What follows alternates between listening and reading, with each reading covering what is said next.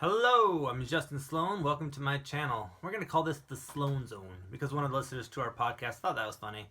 My last name being Sloan. So let's just roll with it, see how it goes. If you have comments about that, feel free, hit me up, let me know. So this is going to be a channel where I talk about who I am as an author. I'm also, in addition to an author of novels, a screenwriter and video game writer, and we'll probably get into that a little bit. The main points being there, I worked for Telltale Games for 2 years, which is the company that started off with Walking Dead, or didn't start with that, but that's kind of how they got their big success. When I was there, I worked on Game of Thrones, which is kind of my baby, and I'll tell you why in a little bit. And Walking Dead Michonne, Tales from the Borderlands, and Minecraft Story Mode. Great experiences, awesome games. Go check them out if you're interested in story games. We have some podcast episodes where we talked about what's great about story games and story in games on my podcast, Creative Writing Career.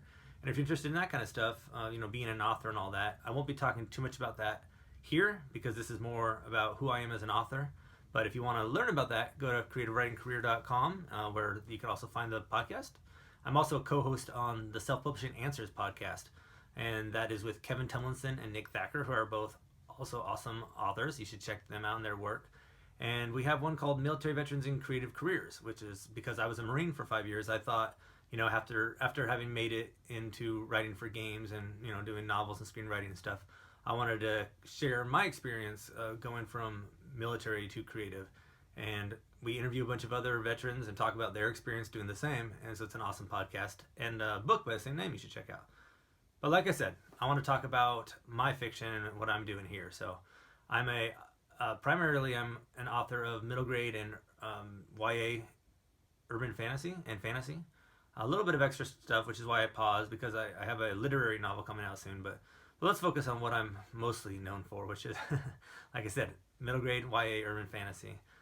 Good book that you might want to start with is Back by Sunrise. It's a fun little story about a girl who turns into a bird with the help of a magical necklace that her dad leaves behind as a way to learn about family and love and dealing with loss. So that's it's kind of a tough one in that sense, emotionally.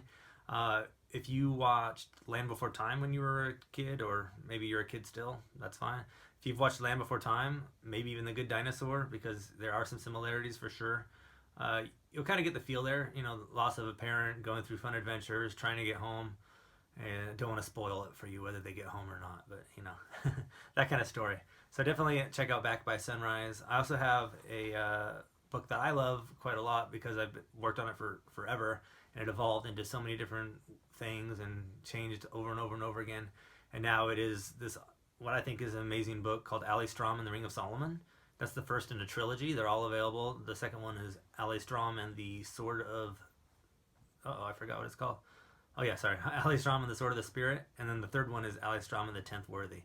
So go check those out. Don't forget the titles because, you can always rewind, so that's great. But other books, I think Falls of Redemption would be fun for you to read. That's a fantasy book. It's going to be a trilogy as well. And so, if you love really long epic fantasies, that's a great one. What I did there, though, is I didn't go crazy on the epicness, and as far as there's no magicians throwing fireballs and whatnot, at least not yet. I started off very slow. One thing I liked about Game of Thrones, which I mentioned, was how that story started off with not very much magic, and then it evolved into a whole bunch of kind of magic. But it's still not crazy fantasy, but it's obviously fantasy. So I wanted to do that, but even a little bit less magic at first. So you'll get hints, but you won't see real things start to happen on the fantasy magic front until book 3, which you might be like, what?